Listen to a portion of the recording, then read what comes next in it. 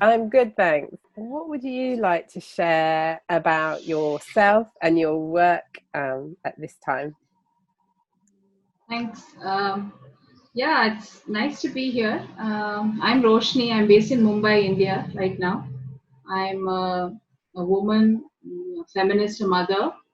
And today actually is an important day, September 11th, 9/11. I've been officially working in the development sector for exactly 14 years today. So it's an important day. And it's also the day I first met my husband too. So that is Oh, another important day. Only for 5 minutes, but still.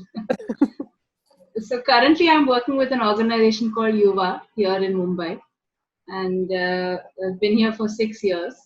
It's been a long journey, and I think I think of myself as someone who knows what it means to fall hard, and really have to go through all the motions of having to pick myself up again, and that's just not work-wise, but also I think in life. So I mean, I think that's definitely there, and I think what I feel, I mean, I'm passionate and I love a lot of things, but right now, what I feel most committed to are, I think, three things, if I really think about it.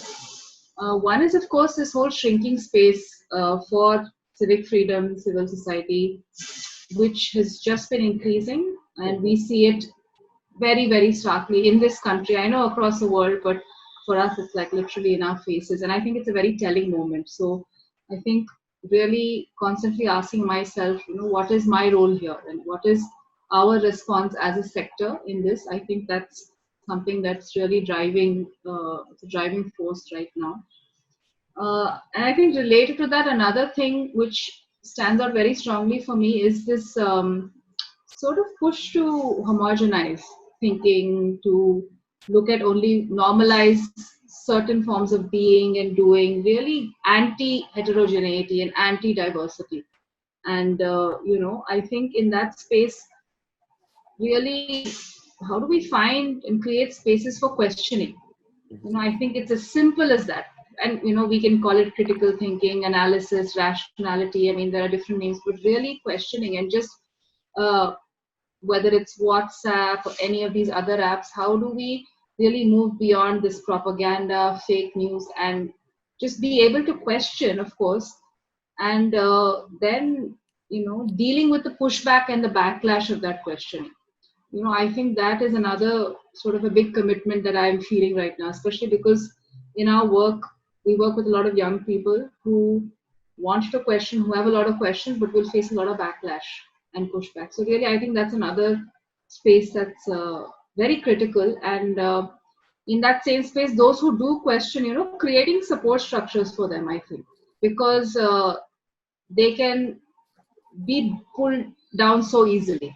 It's so difficult to stand up for anything because of the sort of response that you get. So, creating those spaces, I think, is very important for us right now. For me, of course, as well.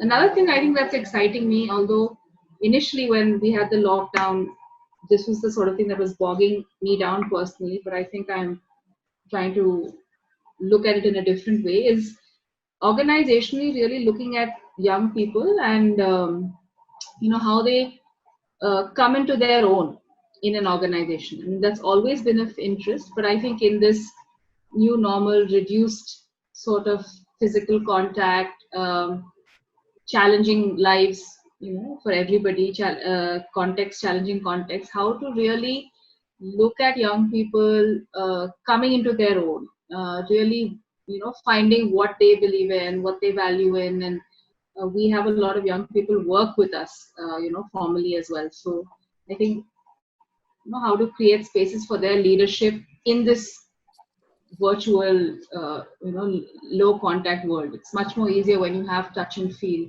So I think it was initially a challenge, but I think right now I'm feeling that is a space for a lot of thinking and, how do you look at supporting, empowering those sorts of things as well. I think that's very exciting.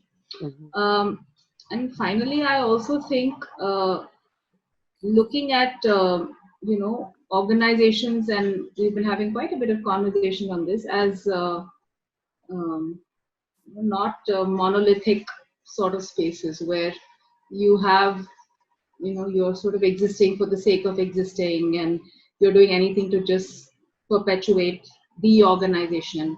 You might have lost everything inside. So really looking at light touch sort of organizations, I think, which convene, which are conduits, which are catalysts, but are also very agile, and able to face onslaughts of different sorts, because they are lightweight, agile, flexible, but also have a very strong core, which doesn't let the organizations uh, waver, while we have to bend and move around, but we're not wavering from the core. So I think that's very exciting. How do we move beyond this, the organization as the structure with a group of people who are building it, leading it, and go to organizations which are more process driven, which are processes, not just process driven organizations, but which are more of a process as opposed to a structure.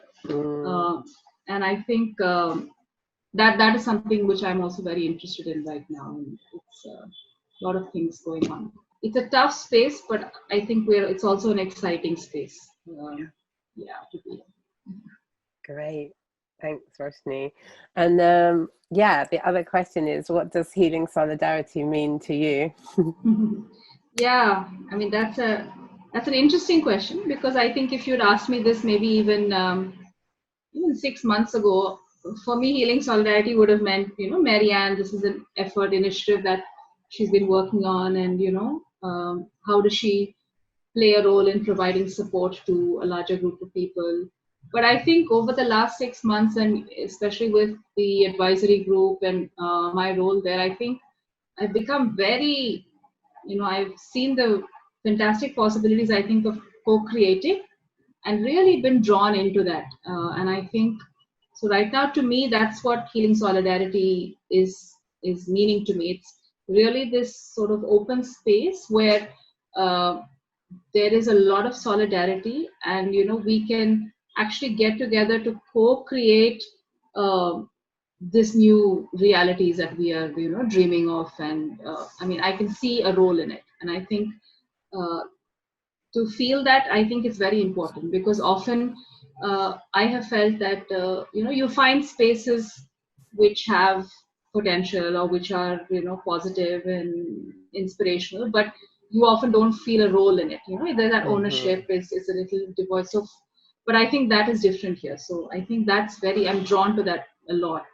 I think I also feel, and related to that, I think this whole conversation that we've also been having, in terms of taking the concept, the process of healing solidarity to um, grassroots organizations as well, particularly say in the southern Indian context. And what does it mean for us as smaller organizations who may not have really been part of the larger international development aid circles, other than perhaps being grant recipients?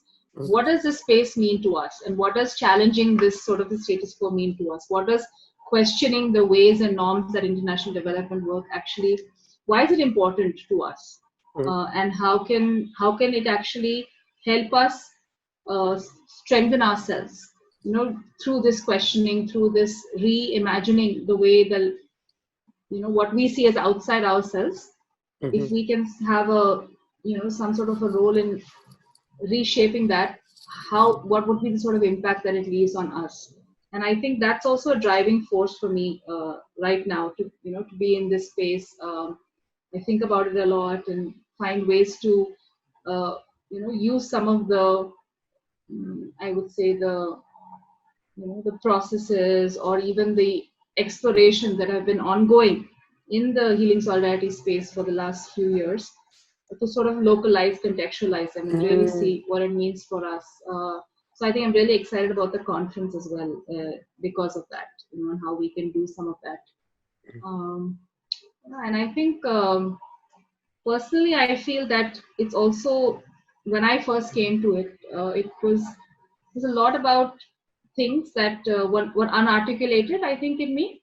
And it really helped in the process of unfolding my own thinking. So there was There were things there. There was cynicism. There was a bit of burnout, but it was all under multiple layers. We knew it was there, but we weren't really reaching out because we were on another path. So I think the space has been critical for that. It's not even just reading, even just some of the conversations that I've even been part of. So I think that unfolding is a very important role that Healing Solidarity has been able to play and can play, especially for those who have not yet been able to articulate what they're feeling after being in the sector. And I think that can be very powerful. And how we continue to create spaces for this to happen in a very organic, very natural way. I think that's very important. I would love, I'm very excited to be part of that. Yeah. Great. Thank you. I love that. Okay, great. Yeah. Thanks, Marianne. You're welcome. Okay.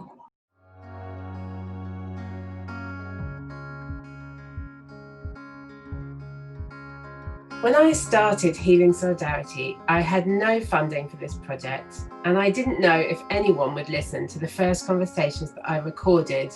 At the beginning of 2020, I brought together the advisory circle, and they've been helping me to begin to transform this project into something that can be collectively held and run. We want to bring in people who can support the work of our online space and events, both during this annual conference and throughout the year, providing healing and reflective spaces for those who are committed to reimagining international development. And to do that, we need your help. We hope that this conference and our online space feels like a place that you can belong in all your questions, in your own need to heal, in your anger about injustice, and in your passion for change. And we want to meet you there more resourcefully, offer you more, create some of the amazing ideas that some of you have shared with us over the past few years. Please consider joining us this year as a sustaining member of Healing Solidarity. We'd love to have you as a part of that in the coming year.